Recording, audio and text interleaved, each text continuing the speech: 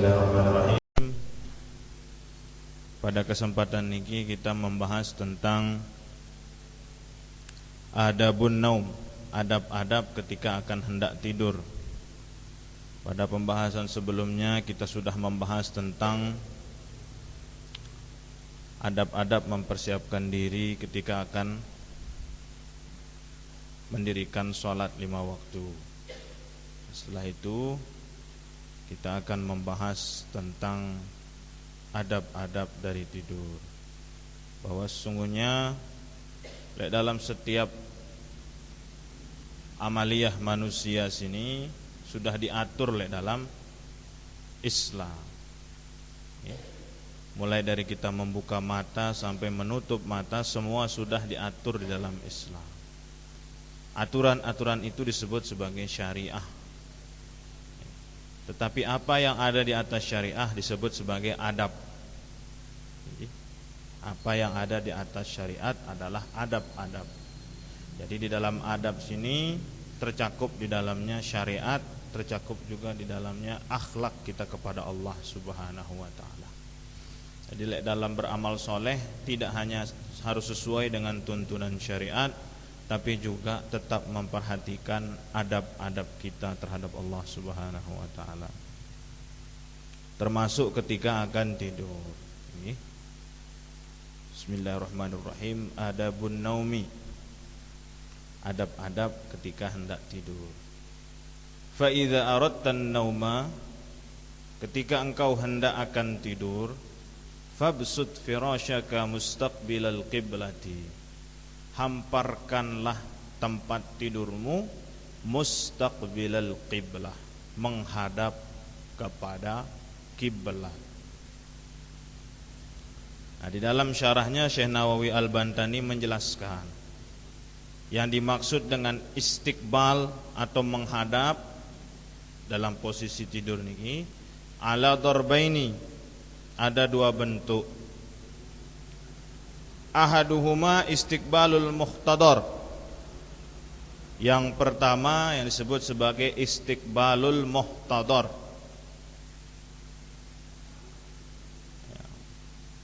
Bagaimana bentuknya istiqbalul muhtadar sini?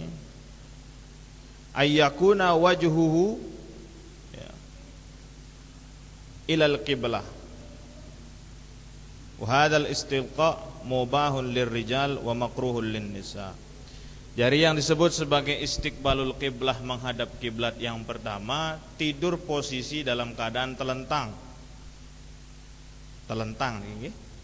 Yang menghadap kiblat hanya kepala dan kakinya saja. Itu istiqbalul qiblah yang pertama.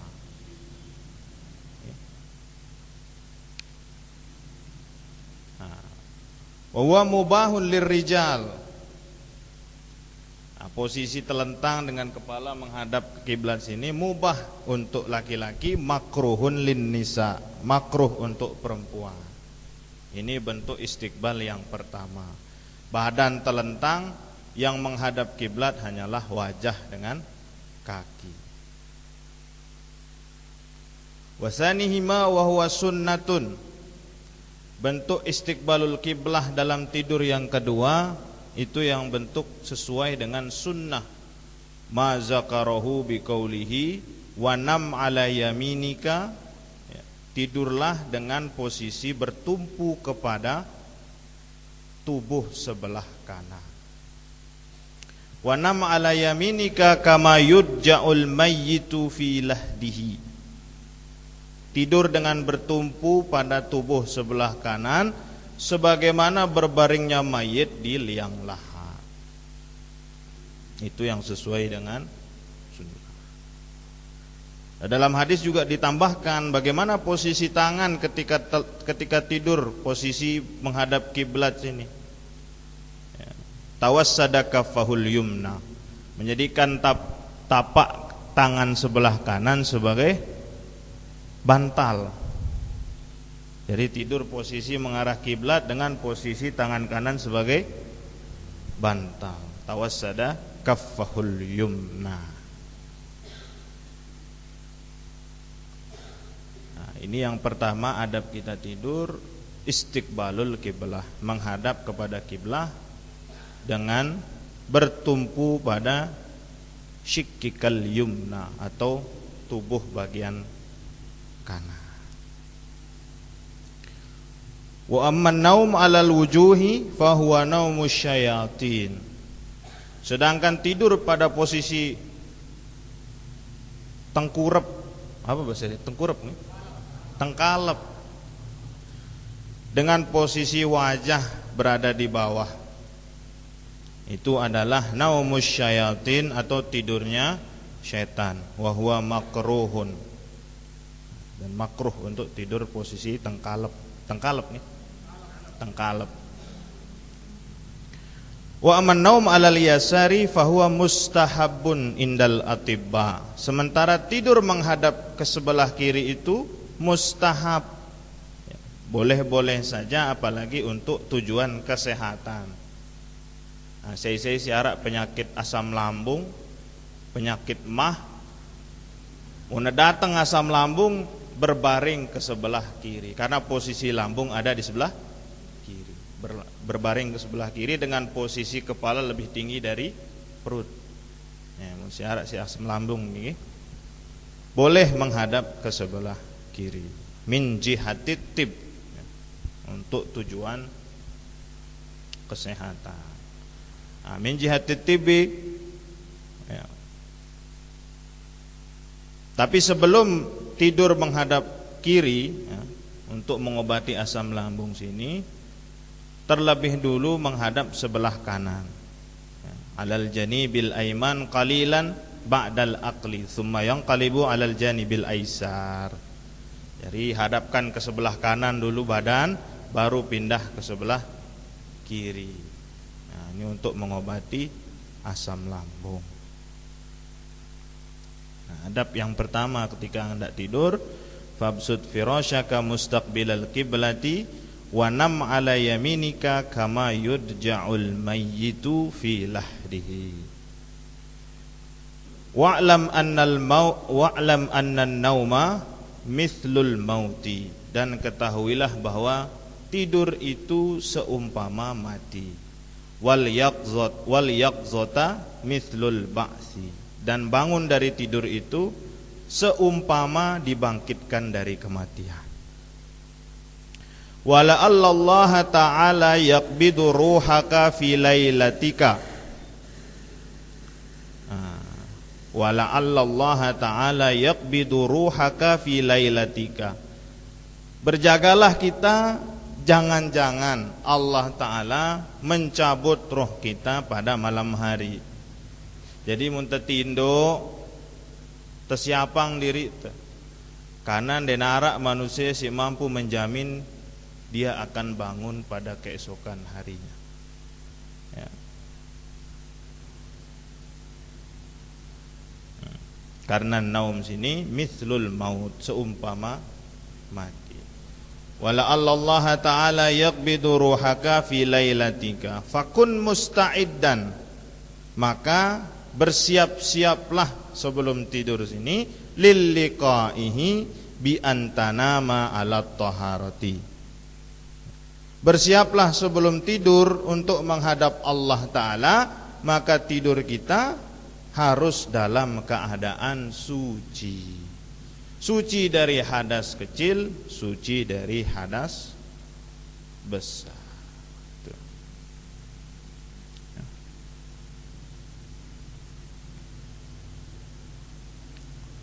Nah, setelah mustaqbilal kiblah, tidur menghadap kiblat dengan posisi bertumpu pada perut yang sebelah kanan. Setelah itu musta'iddan lil liqaihi bi antanama ala taharatin, bersuci dulu. Mun masih arak junub no, sebelum tindok mandi. Mun masih batal wudukna sebelum na tindok berwudu. Okay. Karena sini adab itu bersiap-siap menghadap Allah Ta'ala dalam keadaan suci, baik dari hadas kecil maupun hadas besar.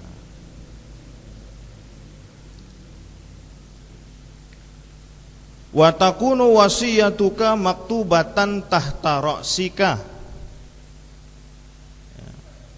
dan tulislah wasiatmu, letakkan di bawah bantalmu.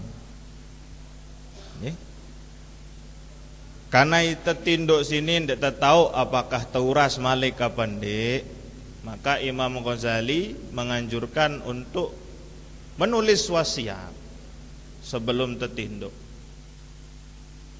Nah, wasiat sini bi ghairi maksiyah, bukan wasiat yang berhubungan dengan hal-hal sifatnya maksiat, bukan yang berkaitan dengan hal-hal yang menyebabkan kesyirikan dan sebagainya. Apa contoh wasiat? Dalam bentuk wasiat takwa, dalam bentuk wasiat silaturahim, dalam bentuk wasiat harta benda, ditulis sebelum mati. Nah, dalam Quran disebutkan kutiba alaikum idza hadara ahadakumul maut in taraka khairal wasiyatu lil walidaini wal aqrabina haqqan 'alal muttaqin. Jadi tulis wasiat. Nah, Syekh Nawawi menjelaskan ini, menukil dari Ibnu Shalah bahwa ada satu riwayat mengatakan mamata bi ghairi wasiyatin, siapa yang mati tanpa menulis wasiat, la yatakallam fi muddatil barzah, dia tidak dapat berbicara ketika datang alam barzah. Wa innal amwata yatazawaruna fi kuburihim siwahu fayaqulu ba'duhum li ba'din ma bala hadzal miskin fayaqal annahu mata bighairi wasiyatin. Maka nulis wasiat sini tujuannya adalah untuk meninggalkan pesan kepada keluarganya yang masih hidup. Kadang pas zaman Covid sini kan luwek dengan tiba-tiba mendadak mati, meninggal. Dena sempat nulis wasiat, dena sempat nulis pesan. Maka ketika kita dalam keadaan mau tidur, masih sempat itu nulis wasiat, tulis wasiat. Menurut anjuran Imam Ghazali, karena denarak manusia sinau apakah besok dia masih hidup atau tidak. Tapi wasiat sini pada hal-hal kebaikan, bukan wasiat pada hal-hal sifatnya maksiat. Juga wasiat tidak perlu untuk hal-hal sifatnya memberatkan keluarga. Misalnya wasiatnya saya nafkahkan seluruh harta saya sedekahkan harta saya semuanya untuk orang miskin, dinarak sisa untuk keluarga. Ah, ini tidak kanggo. Baik di satu sisi tapi memberatkan ahli waris di satu sisi. Maka wasiat sini wasiat yang tidak memberatkan keluarga. Watana mata iban minadzunubi, sebelum tidur taubat. Dosa-dosa kita hari itu, dosa-dosa kita yang lalu, kita bertaubat kepada Allah. Mohon ampun atas dosa yang kita lakukan pada hari itu dan hari sebelumnya. Mustaghfiran aziman ala alla ta'uda ila maksiatin, memohon ampun kepada Allah, berazam, berjanji ala alla ta'uda ila maksiatin, kita tidak akan kembali mengulangi perbuatan maksiat. Jadi sebelum tertinduk kita berwudu, menghadap sebelah kanan, taiban, bertaubat kepada Allah, istighfar, dan berazam dalam hati tidak mengulangi kesalahan yang sama, tidak mengulangi maksiat yang sama.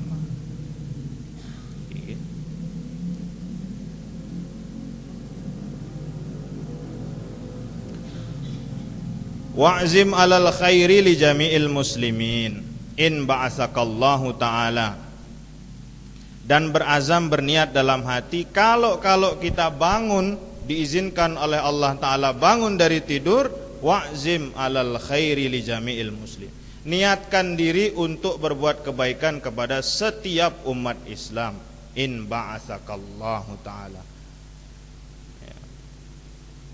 Wa tadhkur innaka satuja'u fil lahdi kadzalika wahidan faridan, dan dan renungkan, fikirkan bahwa engkau juga akan berbaring di liang lahat dalam keadaan sendiri dan tidak ada yang menemani. Laisa ma'aka illa amaluka, tidak ada yang menemani kita di alam kubur kecuali amal-amal kita. Wala tujza illa bisa'yika, dengan usaha-usaha kita beramal soleh, itu yang menjadi kawan kita di alam kubur. Harta yang kita kumpulkan dengan susah payah, anak yang kita cintai, istri yang kita cintai, sebelik apapun rasa cinta istri kepada suami, dek nemele milu anang kubur, dek nemele milu tama nang liang lah. Maka yang menemani kita hanyalah amal perbuatan kita selama di dunia. Wala tastajliban nauma takallufan bitamhidil furshi alwati'ati, dan jangan memaksa diri untuk tidur mundek neman waktu netinduk. Dek neman waktu netinduk tapi paksa diri netinduk, dengan berbaring-baring di kasur yang lembut, furshil wati'ati. Kecuali memaksa diri untuk tidur diperbolehkan untuk isti'anatu alal qiyami fi akhiril laili, untuk memaksa diri, membantu diri bangun di pertengahan malam. Fa innan nauma ta'tilun lil hayat. Kenapa selaput tes ini perlu memaksa diri untuk tidur? Karena sesungguhnya tidur itu mengosongkan kehidupan. Karena dengan si tinduk sini hidup ya lagu dek sanggup berbuat apa-apa, hidup ya lagu ya marak dengan si mati. Maka jangan paksa diri untuk tidur kecuali untuk bangun di pertengahan malam. Ya. Fa innan nauma ta'tilun lil haya illa idza kanat yaqzatuka wabalan 'alaika fa naumuka salamatun lidinika. Kasus lain misalnya mundek tetinduk luwek batur nejak kita berbuat maksiat. Misal arak batur terdatang tiba-tiba ghibah ngerantai dengan, maka paksa diri tersini tinduk agar selamat kita dari fitnah ghibah, selamat kita dari fitnah namimah. Menyelamatkan diri kita itu lebih utama. Wa'lam anna al-laila wan nahara arba'un wa ishruna sa'atan. Ketahuilah bahwa siang dan malam itu jumlahnya ada 24 jam. Fala yakun naumuka bil laili wan nahari aktsaru min 8 sa'atin. Dan janganlah tidurmu pada malam hari dan siang hari itu lebih dari 8 jam. Jadi menurut Imam Ghazali jatah dengan tinduk sini cukup 8 jam sejelo sekelam, tidak lebih dari 8 jam. Minggu lalu kita pernah bahas Imam Ghazali membagi waktu sejelo sekelam menjadi 3. Waktu untuk beribadah, waktu untuk bekerja, dan waktu untuk beristirahat. Jadi baluk jam waktu untuk beristirahat. Fayakfika in ishta masalan sittina sanatan, maka cukuplah bagimu andai kata misalnya engkau hidup 60 tahun, antudayyi'a minha 20 sanatan, maka waktu yang kau gunakan untuk tidur itu sebanyak 20 tahun. Mun umur 60 tahun waktu si tekadu tinduk arak 20 tahun. Sepertiga dari hidup kita gunakan untuk tidur. Maka dendek luwek-luwek tidur. Wa huwa thulutsu umrika. Nah, ini sepertiga dari umur kita. Wa a'idda indan naumi siwakaka wa tahuraka. Siapkan sebelum tidur peralatan untuk bersiwak. Bisa dengan siwak, bisa dengan sikat gigi. Wa tahuraka, alat-alat untuk bersuci. Wa'zim ala qiyamil laili au alal qiyami qabla subhi, dan niatkan di dalam hati untuk bangun di pertengahan malam atau bangun sebelum masuk waktu subuh. Faraqatani fi jawfil laili kanzun min kunuzil birri. 2 rakaat pada pertengahan malam itu kanzun min kunuzil birri. Harta karun di antara harta-harta karun kebaikan. Nah, jadi bangun qiyamul lail sini merupakan salah satu harta karun di antara banyak harta karun kebaikan. Fastakthir min kunuzika liyaumi faqrika. Maka perbanyaklah hartamu, perbanyaklah bekalmu ketika datang hari fakirmu. Kapan datang hari fakir? Ketika datang alam kubur, ketika datang alam barzah, ketika datang hari kiamat. Disitulah selaput tersini fakir. Kenapa fakir? Itu berdua balik, berdua motor, lagu selaput sini tidak menolong kita, tidak membantu kita, kecuali kita gunakan untuk beramal soleh. Falan tughniya anka kunuzud dunya idza mitta. Maka tidak akan menolong harta benda duniamu ketika datang maut menjemput. Wa qul inda naumika bismika rabbi wada'tu janbi. Dan katakanlah ketika hendak tidur, bismika rabbi, dengan namamu Tuhanku, wada'tu janbi, aku baringkan sisi kananku, aku baringkan tubuhku. Wa bismika arfa'uhu, dengan namamu aku mengangkatnya kembali. Faghfirli dzanbi, Allahumma kini adzabaka yauma tab'atsu ibadaka. Allahumma bismika ahya wa bismika amu. Dengan namamu aku mati, dengan namamu aku hidup.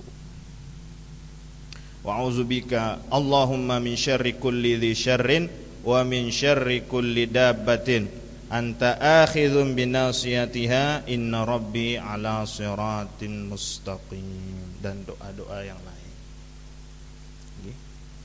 Nah, selain membaca doa tadi, disunnahkan untuk membaca ayatul kursi ya, membaca ayat kursi. Kemudian membaca amanar rasulu ila akhir surat ya, membaca amanar rasulu bima unzila ilaihi mir rabbihi wal mu'min. Kemudian membaca surat al-ikhlas, membaca surat al-ikhlas. Kemudian membaca al-mu'awwizataini, qul a'udzu birabbil falaq, qul a'udzu birabbin nas. Kemudian membaca surat tabarok, surat al-mulk. Nah, ketika membaca doa sini oleh Syekh Nawawi Al-Bantani dijelaskan bagaimana membaca surat ini ketika hendak tidur, dengan meletakkan telapak tangan di depan mulut. Disunnahkan meletakkan tangan di depan mulut agar hembusan nafas ketika membaca surat sini terkena kepada tangan kita. Ini dijelaskan oleh Syekh Nawawi Al-Bantani. Nah, setelah membaca selaput surat sini, mengusap kepala dan mengusap wajah serta mengusap seluruh badan. Jadi sebelum tertinduk, bismika Allahumma wa bismika amu, membaca ayatul kursi, membaca amanar rasul, membaca surat al-ikhlas, membaca mu'awwizataini, qul a'udzu birabbil falaq, qul a'udzu birabbin nas. Kemudian membaca tabarakalladzi biyadihil mulku. Kemudian mengusap kepala, mengusap wajah dan mengusap seluruh badan. Kama dzakarahun Nawawi fil Adhkar, sebagaimana disebutkan oleh Imam Nawawi dalam kitab Al-Adhkar. Selaput sini dibaca 3 kali masing-masing. Wanfadh fi yadaika inda qiraatiha wamsah bihima ra'saka ya. Kita letakkan tangan di depan mulut kita. Kemudian wamsah ra'saka, mengusap kepala, mengusap wajhaka, kemudian ila sairil jasad, kepada seluruh jasad. Nah, disebut dengan nafsun itu nafkhun latifun bila riqin ya. Nafas yang kecil, hembusan kecil. Wal ya'khudhkan naum wa anta ala zikrillahi ta'ala.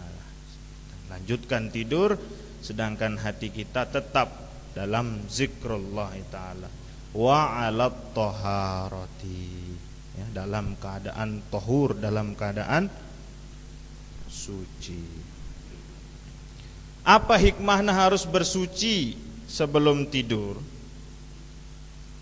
Dijelaskan oleh Syekh Nawawi Al-Bantani bahwa orang yang sebelum tidur dia terbiasa untuk bersuci, maka dia akan diberikan mimpi yang benar, ru'yah shadiqah, diberikan mimpi yang benar.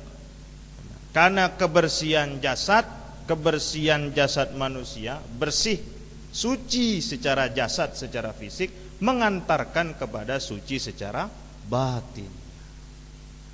Jadi hakikat dari taharah yang zahir adalah untuk sampai kepada taharah yang batin.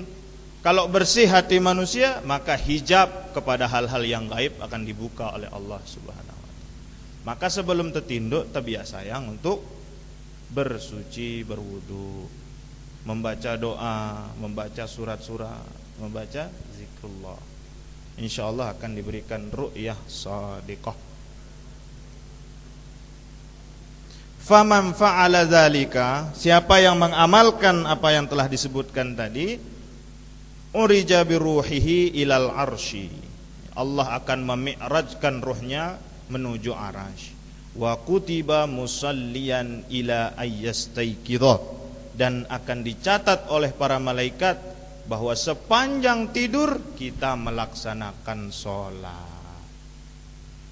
Muntah malang ini, membaca doa, kemudian membaca ayatul kursi, membaca amanar rasul ila akhir surah, membaca surat al-ikhlas, membaca al-muawwidhataini, membaca tabarakal mulk, maka insyaallah urija bi ruhihi ilal arsy wa kutiba musalliyan ila ayyastaiqi. Mundemele,